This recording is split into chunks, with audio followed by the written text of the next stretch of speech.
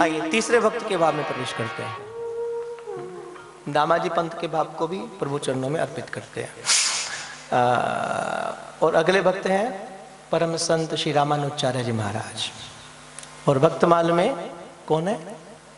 Mic में बोलो, क्या बोले? बोलो। गोपुर है आरूढ़ उच्च। ध्यान सुनिए, ये छप्पे में नाबाजी ने कहा रामानुजाचार्य जी के बारे में।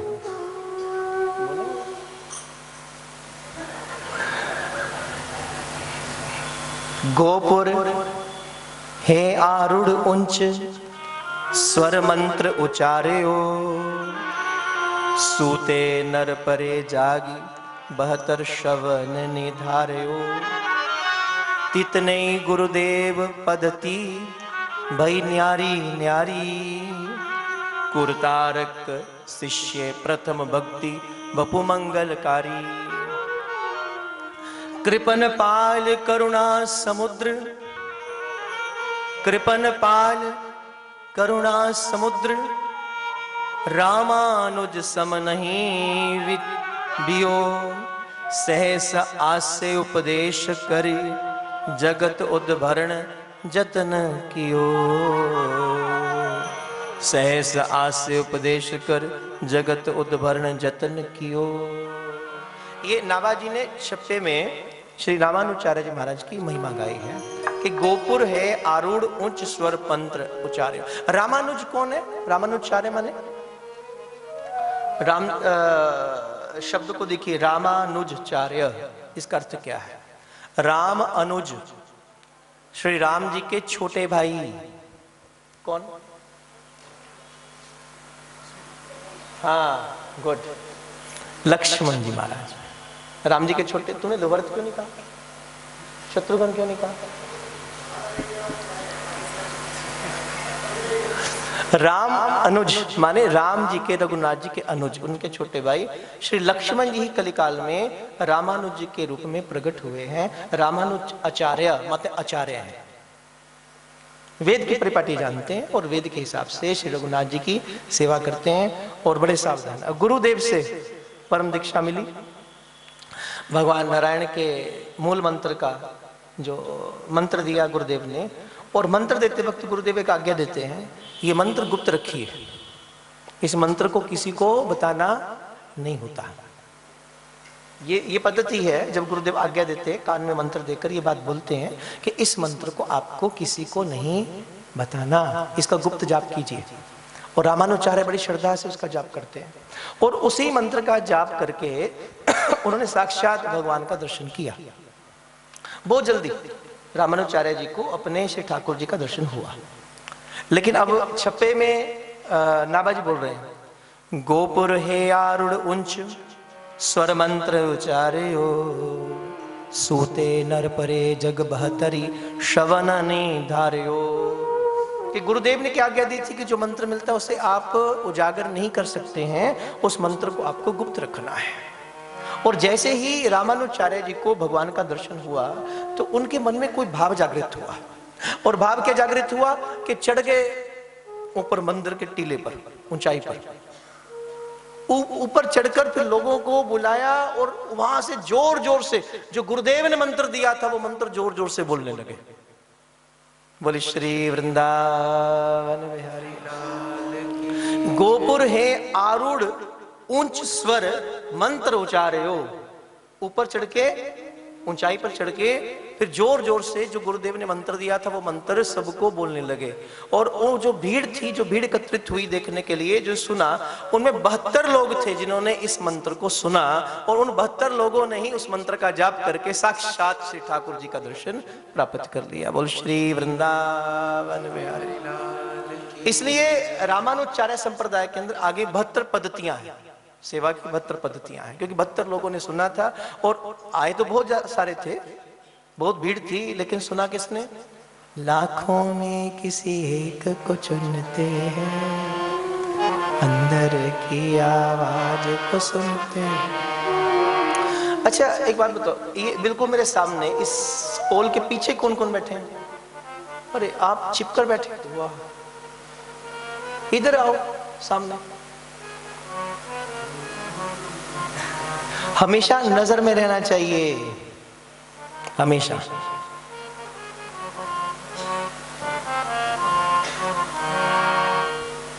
ये कन्हैया जादूगर है, इसकी नजर से बचना नहीं।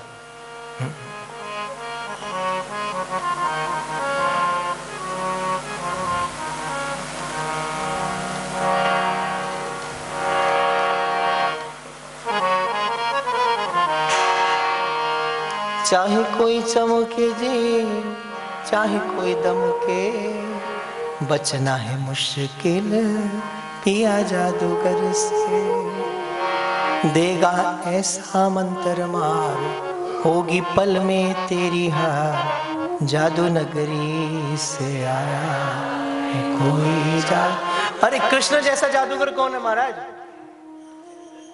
लेके पहला पहला प्यार, भर के आंखों में खुमार, जादू नगरी से आया है कोई जादूगर, लेके पहला पहला प्यार। इसलिए प्रभु की नजर से नहीं बचना, सामने रहिए महाराज, सामने, बिल्कुल सामने। खैर जो था ऊपर चढ़े और ऊपर से चलकर मंत्र का उच्चारण कर दिया। अब कई लोगों ने जाके शिकायत की, किससे? गुरुजी से। बोले गुरुदेव आप जिसको इतना अतिशय प्रेम करते हैं, इतना मान सम्मान देते हैं, वो रामानुचार्य ने आपकी दी हुई आज्ञा का उल्लंघन कर दिया। बोले कैसी आज्ञा? आपने मंत्र दिया। बोले हाँ। आपने क्या आज्ञा देते हैं? कि मंत्र को गुप्त रखना, किसी को कहना नहीं। और आज उन्होंने मंदिर के ऊंचे टीले पर चढ़कर सब लोगों को मंत्र बता दिया, सब लोगों को। गुरुदेव ने सुना, बड़ा क्रोध आया, बड़ा गुस्सा आया, और गुरुदेव ने बुलाया रामानुज को। रामानुज सामने बैठे हैं। क्यों रे रामानुज, मैंने क्या सुना लोगों से? बोले क्या गुरुदेव, तुमने मंत्र प्रकट कर दिया? बोले हाँ। इतना क्रोध आया। बोले जा, तुझे नरक का वास मिलेगा, गुरुदेव ने कह दिया।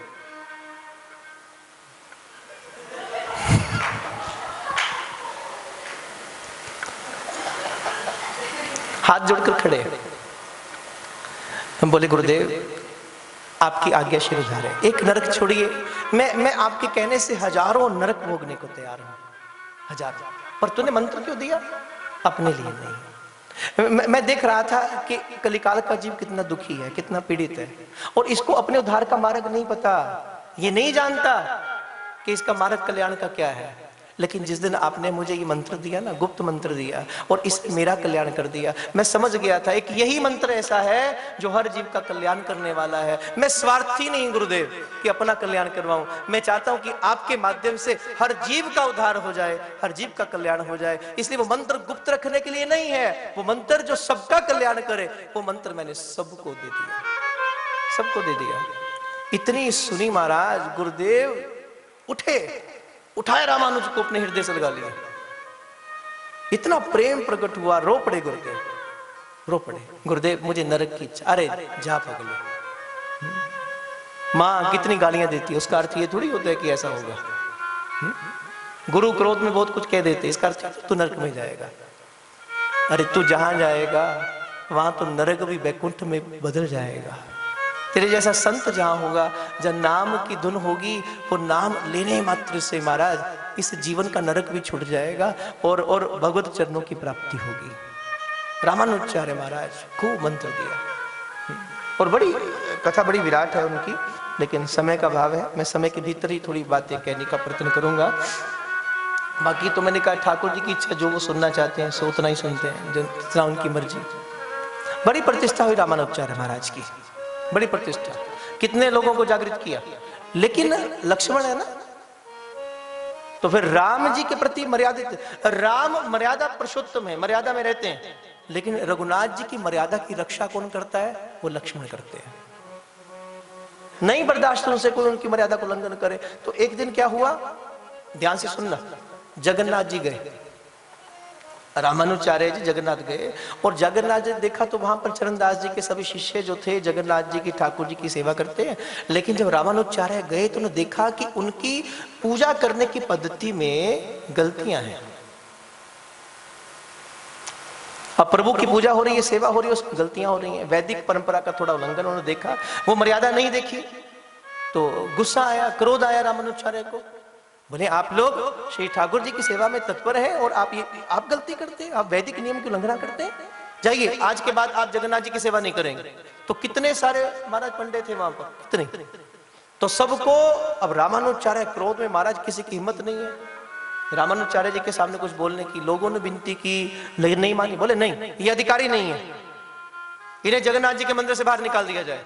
निकाल दिया और पंडित रोए रोए महाराज जगन्नाथ जी को, बोले हे ठाकुर जी कृपा करो, आपकी सेवा के बिना नहीं हम रह सकते हैं, हम जानते हैं हमारी सेवा में त्रुटियां होंगी, हमारे मंत्रों में त्रुटियां हो गई होंगी, हमारे वैदिक नियमों में त्रुटियां हो गई होंगी, लेकिन प्रभु हम आपके हैं, हमें आपकी सेवा से अलग मत कीजिए। बाहर बैठे सब पंडित रो रहे हैं, सब सेवक रो रहे हैं और रामानुजाचार्य जी अपने हट पर है। तो इतने में जगन्नाथ जी ने, ठाकुर जी ने रामानुजाचार्य जी के सामने कहा, हे रामानुज ये मेरे सेवक, कोई बात नहीं, गलती हो गई, भगवान स्वयं कह रहे हैं। अब रामानुज कौन, मैंने कहा लक्ष्मण है, और जगन्नाथ जी साक्षात श्री रघुनाथ जी हैं, साक्षात रघुनाथ है। और लक्ष्मण कैसे सहे कि किसी मर्यादा को उल्लंघन हो। तो रामानुजाचार्य क्रोध में भगवान की बात भी नहीं मान रहे। जगन्नाथ जी कह रहे वो कोई बात नहीं, मेरी सेवा में है, गलती होगी क्षमा कर दो। बोले ऐसे कैसे क्षमा कर दे, आपके वेद हैं, आपकी भाषा है, और आपकी मर्यादा में कोई उल्लंघन करे हम स्वीकार नहीं करेंगे, हम इन्हें बिल्कुल भी अंदर नहीं आने देंगे, ये सब बाहर रहेंगे। अब रामानुजाचार्य बार बार समझा रहे हैं, भगवान बार बार समझा रहे हैं, रामानुज उन्हें क्षमा कर दो, अब वो मेरे हो गए हैं, मैंने उन्हें स्वीकार कर लिया है, अब वो जैसे भी हैं वो मेरे ही हैं। बोल वृंदावन बिहारी, अब वो जैसे भी हैं वो मेरे ही हैं। इसलिए महाराज जैसे भी हो ना, प्रभु की शरण में आ जाइए, भगवान के होकर रहिए, प्रभु मैं आपका, आप मेरे हो जाइए बस। भगवान और लेकिन हर बात के बाद रामानुज को तथ्य रख देते थे और भगवान को चुप करवा देते थे, भगवान भी मौन। अब फिर नई बात करें, हाँ फिर एक नई बात करें, अब रामानुजाचार्य फिर जवाब दे दे, अब भगवान फिर चुप। अब करें तो क्या करें। बोले प्रभु आप कुछ भी कह लीजिए, मैं अब इन लोगों को मंदिर की सेवा में नहीं रखूंगा। भगवान चुप। देखो कई बार ऐसा व्यक्तित्व होता है, कई बार ऐसे भक्त होते हैं जिसके सामने भगवान को भी चुप रहना पड़ता है। कई ऐसे भक्त होते हैं जिनके सामने भगवान की भी नहीं चलती है, और हमारे प्रेमियों के सामने तो महाराज वृंदावन बिहारी की बिल्कुल नहीं चलती है ना। प्रबल प्रेम के पाले पड़कर प्रभु को नियम बदलते ही देखा, खुद का मान भले टल जाए पर भगत का मान न टलते देखा। एक तरफ रामानुजाचार्य है और एक तरफ बाहर इतनी सेना खड़ी है महाराज, सब पुजारियों की, सब संतों की, वो भीतर आने नहीं दे रहे हैं। तो रात्रि का वक्त हुआ तो रामानुजाचार्य ने जितने भी चरणदास के शिष्य जितने हैं उन सबको अंदर बुलाया, आप सेवा करेंगे, आप लोग सेवा में आइए, आप तैनात हो जाइए। नए सेवक सब रख दिए और बाहरी सेवक बेचारे बाहर बैठे बुला रहे हैं जगन्नाथ जी, क्या करें। अब फिर जगन्नाथ जी तो जगन्नाथ है महाराज, प्रभु तो प्रभु है, जिसको प्रभु ने स्वीकार कर लिया फिर भगवान उसे छोड़ते नहीं है, ध्यान रखना, फिर नहीं छोड़ते। अब प्रभु ने क्या किया, जब रात्रि का वक्त आया और जब रामानुजाचार्य सहित सभी शिष्य सो गए, उनके नए शिष्य सो गए और ये लोग बाहर रो रहे थे, तो रात्रि के वक्त में श्री ठाकुर जी ने जगन्नाथ जी गरुड़, एक गरुड़ इधर आइए, आगे करो, ये जो रामानुजाचार्य सहित जितने शिष्य हैं ना, इनको उठाओ, इनकी कांचीपुर में पहुंचा दो। ओ महाराज जब सुबह हुई ना, सूर्य की पहली किरण फूटी, आंख खुली तो जगन्नाथ जी के मंदिर में नहीं थे, कांचीपुर में बैठे थे। रामानुजाचार्य के आंसू आ गए, बोले समझ गया प्रभु, मैं समझ गया, आप यूं तो मुझे कुछ नहीं कह सकते थे, पर इतनी बात तो मैं जान गया कि जो व्यक्ति आपकी शरणागति ले लेता है प्रभु, वो कितना भी अपराधी क्यों ना हो, आप उसे कभी नहीं छोड़ते हैं। और तब से रामानुजाचार्य जी ने अपनी शरणागति की पत्ती को चलाया कि आप भगवान की शरण हो जाइए बस, और कुछ नहीं आपने करना, केवल स्वीकार कर लीजिए प्रभु मैं कुछ नहीं जानता, दीनहीन अधम से अधम हूं मैं, लेकिन प्रभु आपका हूं, बस ये भाव से आप भगवान की शरण ले लीजिए, भगवान आपका कभी परित्याग नहीं करेंगे। जैसे हैं हम आपके हैं, बालक कैसा भी हो, माँ कभी नहीं त्यागती, अच्छा हो बुरा हो जैसे भी हो, प्रभु के सामने चले जाइए, शरणागति ले लीजिए, प्रभु मैं आपका हूं, बस मैं आपका हूं, इतना कहते रहिए, शरणागति ले लीजिए। लेकिन रामानुचार्य गलत नहीं थे, ध्यान रखिएगा। उन्होंने ये सब क्यों किया? क्योंकि पहली बात मैंने कहा ना, वो लक्ष्मण है, और लक्ष्मण रघुनाथ जी की मर्यादा की रक्षा, किस लिए उन्होंने बाहर किया? क्योंकि वो नहीं चाहते थे कि कोई मर्यादा का भंजन हो और मेरे प्रभु को कोई कष्ट हो। रामानुचार्य ने ये काम केवल भगवान के सुख के लिए किया था, लेकिन प्रभु तो प्रभु है, करुणा वत्सल है, भक्त वत्सल है, और वो भी नहीं चाहते जिसको मैंने एक बार स्वीकार कर लिया, जिसको मैंने एक बार अपना बना लिया, फिर वो जैसा भी है महाराज वो मेरा ही है। यही प्रभु का सिद्धांत है कि वो जैसा भी है वो मेरा ही है, और स्वीकार कर लिया, सहज स्वीकार कर लिया। अगर नाथ देखोगे अवगुण हमारे, तो फिर कैसे लगाओगे भव से किनारे। माना के अधम हूं, अपावन कुटिल हूं, जैसे भी हैं सब कुछ है, लेकिन है भगवान तुम्हारे। अगर नाथ देखोगे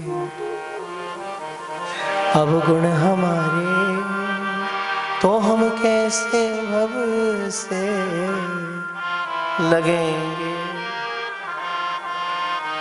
ये माना अधम है, अपावन कुटिल है, माना अधम है, अपावन कुटिल है, सब कुछ है लेकिन है भगवन तिहारे।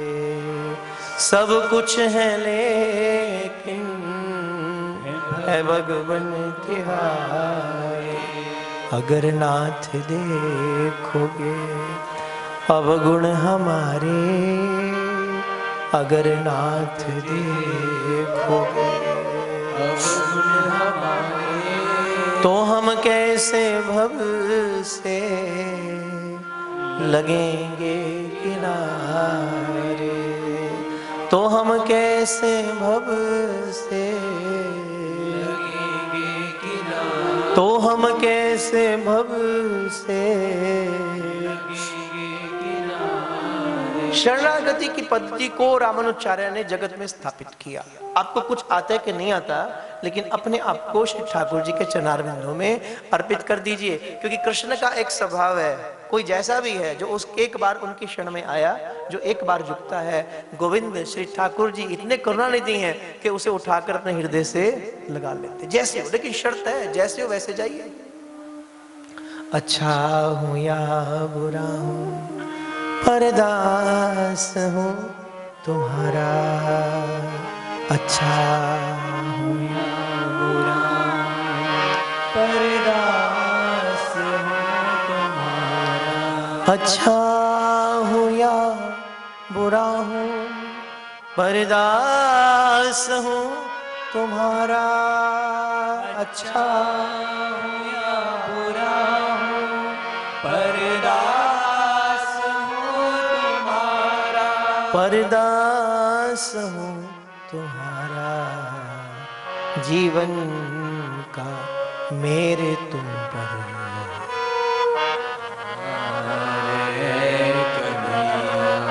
एक अर्ज मेरी सुनो। दिलदार कन्हैया, तुम हो अधम जनों के उद्धार करने वाले।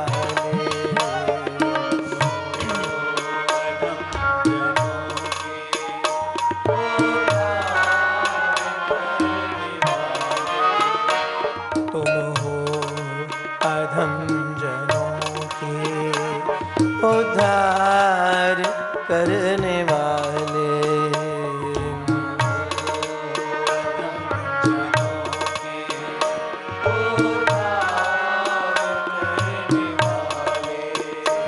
तुम हो अधम जनों के उद्धार करने वाले।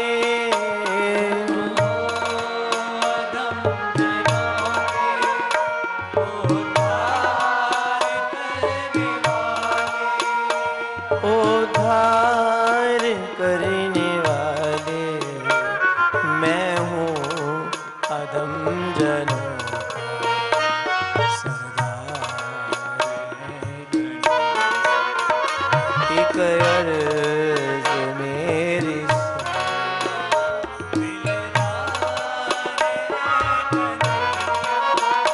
एक अर्ज मेरी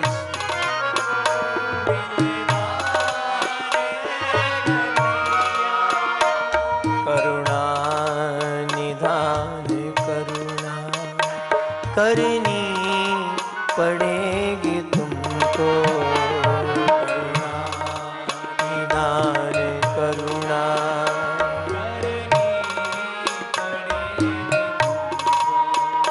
करुणा निधान करुणा करनी पड़ेगी तुमको,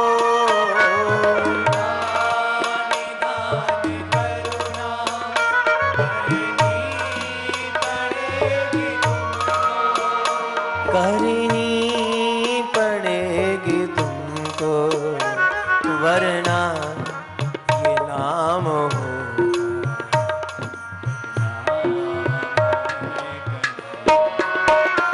एक अर्ज मेरी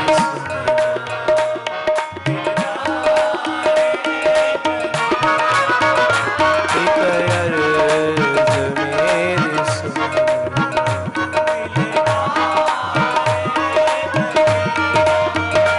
कर दो अदम की नैया, भव पार है कन्हैया, कर दो अदम की नैया,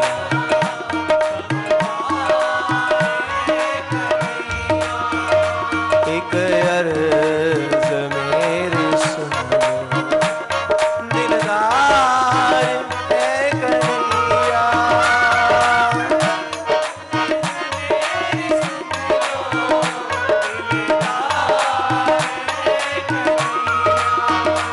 एक अर्ज मेरी सुनो,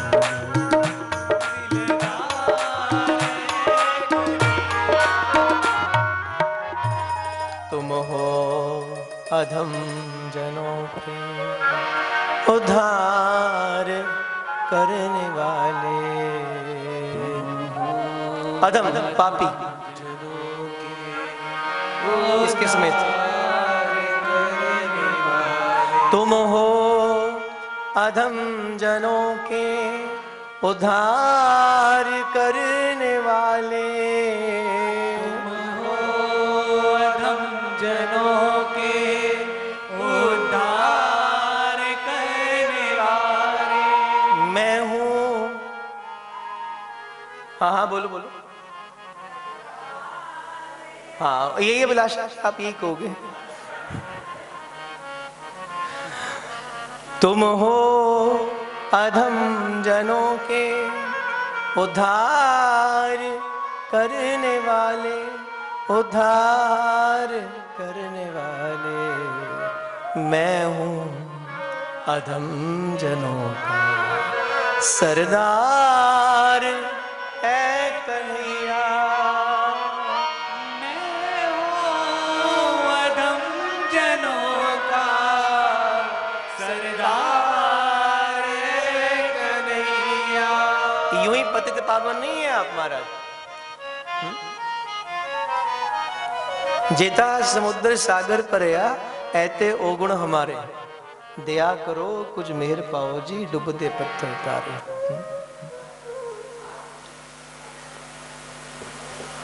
स्वीकार कर लो, जैसे हो वैसे उनके सामने आओ। बड़ी प्रतिष्ठा रामानुजाचार्य महाराज जी की हुई, मंत्र दीक्षा लोगों को दी, सबका कल्याण किया। लेकिन हुआ क्या, इतनी अधिक प्रतिष्ठा हुई रामानुजाचार्य की, जिन्होंने उन्हें पढ़ाया, जो अध्यापक थे यादवाचार्य जी, उन्हें द्वेष होने लगा। देखो भक्ति मार्ग ये कहता है कि शिष्य आगे बढ़ जाए तो गुरु को प्रसन्नता होती है। जिस लक्ष्य को गुरु ने नहीं पाया, सदगुरु ने नहीं पाया, अगर शिष्य उनसे आगे बढ़ जाता है तो गुरु को बड़ी अपार प्रसन्नता होती है। लेकिन यहां उल्टा हुआ, जितना रामानुजाचार्य की प्रतिष्ठा बढ़ती चली गई, उनको पढ़ाने वाले, ज्ञान देने वाले, वेद शास्त्र सिखाने वाले यादवाचार्य जी को उनसे बड़ी पीड़ा होने लगी, बड़ी नफरत होने लगी, और इतनी अधिक पीड़ा होने लगी कि मन में विचार आया कि मैं ये कल का छोकरा मुझसे सीखकर इतना प्रतिष्ठावान कैसे हो गया, और कहां तक हीन भावना आई कि मैं इसे मार दूं। यहां तक भावना उस अध्यापक के मन में आई। तो फिर एक दिन रामानुजाचार्य ने तीर्थ यात्रा करना था, काशीपुरी की ओर जा रहे थे, रास्ते में जंगल था। तो फिर कुछ लोगों को तैनात किया कि जब रामानुजाचार्य उस तरफ जाएं तो आप लोग मिलकर उनका संग करके उनके भोजन में विष देकर उन्हें खत्म कर दो।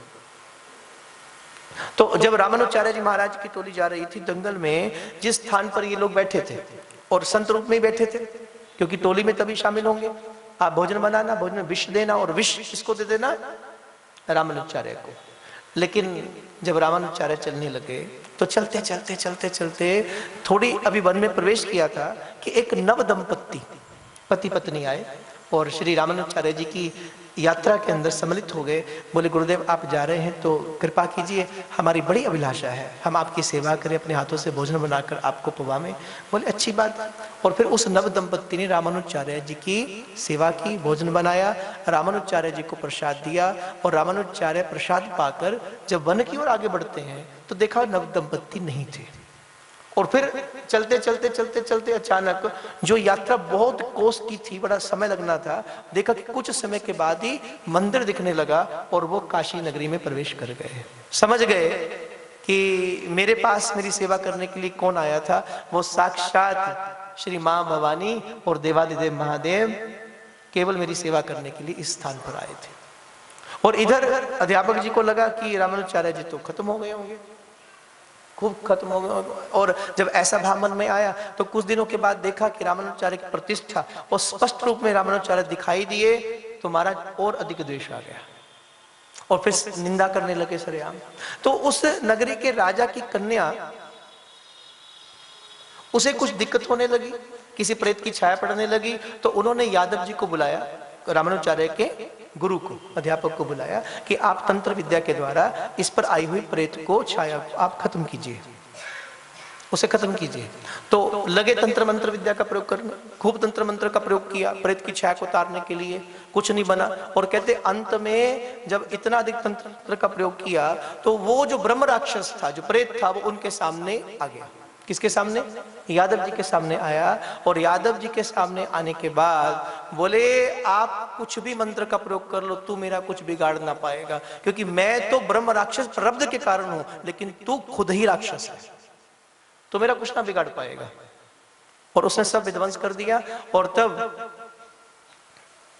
उस प्रेत ने कहा, बोले अगर आप किसी का कल्याण चाहते तो एक ही साधन है, और संतों का भी मानना है कि आप जाइए रामानुजाचार्य जी के पास। अगर आप रामानुजाचार्य जी के चरणों का अमृत अपनी कन्या को पिलाएंगे तो उसको पीने से इसको अब के बाद जीवन में कभी कोई बाधा नहीं आएगी। तब रामानुजाचार्य जी के पवित्र श्री चरणों का चरणामृत पिलाया गया उस कन्या को, जिसको पीने मात्र से उसका कल्याण हुआ। बोले सदगुरुदेव भगवान की। रामानुजाचार्य जी का चरित्र बड़ा भावमयी है महाराज, और ये लोगों के लिए चमत्कार होता है, ध्यान रखिएगा, लेकिन संत केवल कर्म करता है, साधु केवल ये उनके चरना, इसलिए तो चरणों की बड़ी महिमा है महाराज। संसार में मुखारविंद और चरणारविंद, और मुखार और चरनार से भी ज्यादा श्री संतों के चरणारविंद की महिमा उससे भी अधिक है। मना भूल मत जइयो श्री राधा के चरणारविंद, इसलिए सदा चरणों में लगे रहो। चरणों में लगने मात्र से जीव का कल्याण होता है। और तब रामानुजाचार्य महाराज, एक बार गोष्ठी मैंने सुना कि भगवान ने स्वयं पूछा रामानुजाचार्य से, बोले एक बात बताइए, मैं आया राम रूप में, कृष्ण रूप में, इतने लोगों का उद्धार नहीं कर पाया, मैं स्वयं धरती पर प्रकट हुआ लेकिन फिर भी उद्धार नहीं कर पाया, आपके पास ऐसा क्या है जिससे आपने इतने लोगों को, हजारों लोगों को उतार दिया, उनको मार्ग पर ले आए, जबकि मैं खुद नहीं लेकर आया? और आपके पास ऐसा क्या तंत्र विद्या, आपके पास क्या ऐसी सुविधा है जिसके माध्यम से आप जगत का कल्याण करते हैं? रामानुजाचार्य जी महाराज ने कहा, प्रभु मैं बता तो दूं लेकिन कुछ बातें गुप्त होती हैं, कुछ रहस्य बड़े गुप्त होते हैं, तो उसको जानने के लिए थोड़ा सा वैसी व्यवस्था होनी चाहिए ना, यूं ही थोड़ी ना आप कह दिए और मैं आपको अभी दे दूं वो चीज। बोले कुछ है हमारे पास भी, कुछ है, ऐसा है कोई ऐसी मंत्र विद्या जिसको देने से ये लोग हमारे काबू में आ जाते हैं, इतनी भीड़ हमारे साथ चलती है। तो ठाकुर जी ने कहा हमें भी दीजिए ना। बोले वैसी व्यवस्था कीजिए। तो ठाकुर जी ने मंदिर के गोस्वामी को कहा कि थोड़ा बड़े पंडाल की व्यवस्था कीजिए, रामानुजाचार्य हमें कुछ देंगे। तो हमारा प्रभु का हुक्म था। अच्छा, कई बार ये भी व्यक्ति के मन में लगता है क्या कल्पनाएं हैं कि भगवान बोल रहे हैं, भगवान कह रहे हैं। अरे हमारे साथ तो पड़ोसी नहीं बोलता, भगवान क्या बोलेंगे बताओ। दम चाहिए, अगर भीतर दम होगा तो सब बोलेगा। महाराज दीवारें भी बोलती है, मूर्ति भी बोलती, सब कुछ बोलता है, क्या नहीं बोलता? कोई बुलाने वाला चाहिए महाराज, बुलाने वाला चाहिए। वो दिखता भी है, सुनता भी है। आंख वालों ने तुझको है देखा, कान वालों ने तुमको सुना है, तेरा दर्शन उसी को हुआ है, तेरा दर्शन उसी को हुआ है, जिसकी आंखों पे पर्दा नहीं है। मेरे बांके बिहारी सवरिया, तेरा दर कहाँ पर, तेरा जलवा दिखता है, सुनता भी है। जिज्ञासा भीतरो, तड़प भीतरो, कुछ जानने की, अनुभव करने की, तो दिखाई भी देगा तो सुनाई भी देगा। लोग आते हैं ना, कई बार प्रश्न करते हैं, आप बताइए हम भगवान को कैसे याद करें, कैसे स्मरण करें। प्रश्न बिल्कुल गलत है। मैंने कई बार कहा ये प्रश्न ही गलत है। आप ये पूछने मत आइए कि हम भगवान को कैसे याद करें, कृष्ण को याद कैसे करें। आप ये पूछिए कि हमें संसार की इतनी याद क्यों आती है। आप ये पूछिए कि हमारा मन संसार की ओर आकर्षित क्यों होता है। ये नहीं कि वो याद नहीं आता, उसके स्मरण की विधि नहीं है। हमारी तरफ संसार की ओर है। हम सब, आप क्या मैं, चाहना ही संसार है। कौन है जिसने गुरु के दर पर जाकर केवल कृष्ण को मांगा? वहां पर भी जाकर हम केवल संसारी तो चाहते हैं, है ना। सुख चाहिए, सुविधाएं चाहिए, संसार का धन चाहिए, संसार का वैभव चाहिए, नौकरी चाहिए, छोकरी चाहिए, संतान चाहिए, बस यही तो हम अटके हुए हैं। कभी कभी मांग कब हुई कि केवल कृष्ण चाहिए, केवल उसके दीद की चाहना, केवल उसकी कामना। जिस दिन कामना उसकी होगी, जिस दिन चाहना उसकी होगी, तब कहना कृष्ण आता है कि नहीं आता। कौन कहता है कि भगवान आते नहीं? आप मीरा के जैसे तड़प नहीं ना, तड़प के बिना कैसे प्रभु आए। बात केवल तड़पना की है, बात केवल आपके अंदर की जिज्ञासा की है। तो रामानुजाचार्य ने कहा अच्छी बात है भगवान, आपको बता देंगे, थोड़ी व्यवस्था कीजिए, बैठा लीजिए सबको। और प्रभु ने व्यवस्था करवा दी। महाराज जगपाल जी, बहुत बड़ी व्यवस्था, हजारों की भीड़ इकट्ठी हो गई और सिंहासन लगा दिया भगवान के लिए, और रामानुजाचार्य जी महाराज के लिए सिंहासन लग गया। आए प्रभु विराजमान हुए, भगवान गुरुदेव भी विराजमान हो गए। तो प्रभु ने कहा अच्छा अब बताइए, थोड़ा राज खोलिए, वो क्या वस्तु है जिससे आप ये सब भीड़ इकट्ठी कर देते हो। रामानुजाचार्य पास में आए, हे गोविंद सुनिए, इतनी कमाल की वस्तु, इतनी अनमोल वस्तु भीड़ में नहीं दी जाती। अंदर चलो गर्भगृह में, भगवान ले। अगर अंदर ही करना तो पहले बोल देते, मैं अंदर बैठा था। इतनी बड़ी व्यवस्था बाहर क्यों करवाई? प्रभु गुप्त है, सबको नहीं देते। आपके घर में कोहिनूर का हीरो हो, हीरा हो ना, छुपा छुपा के रखोगे तिजोरी में, कोई देख ना लगे। साधारण वस्तु आप दिखा सकते हो, लेकिन अनमोल वस्तु आप नहीं दिखाते हो, नहीं दिखाते हो। उसे आप गुप्त रखते हो, छिपा कर रखते हो, रखते हो कि नहीं? बड़े गुप्त। तो भगवान भी अंदर ले आए, भीतर आइए महाराज। फिर अकेले सिंहासन पर बैठे और रामानुजाचार्य पास में। अच्छा अब बताइए क्या है वो वस्तु? ये तरीका ठीक नहीं भगवान। बोले क्यों? जिससे कुछ लेना हो उसे ऊपर बिठाइए। आप जो लेने जा रहे बड़ा अनमोल है। और प्रभु उठे, नीचे बैठे हैं, और रामानुजाचार्य कहाँ? सिंहासन पर बैठे हैं, भगवान सामने बैठे हैं। अब बताइए क्या?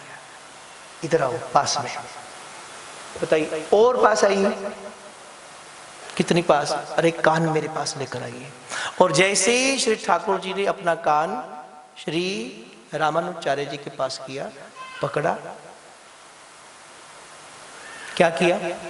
भगवान का मंत्र भगवान के कान में फूंक दिया। लीजिए प्रभु, यही वो नाम है जिससे सारी दुनिया की भीड़ मेरे अंग संग चलती है। प्रभु ने कहा कमाल की बात करती है, तो मेरा ही नाम है। ने कहा ये तो मेरा ही नाम है। रो पड़े रामानुजाचार्य, हे गोविंद, हम भक्तों के पास आपके नाम के सिवा है ही क्या?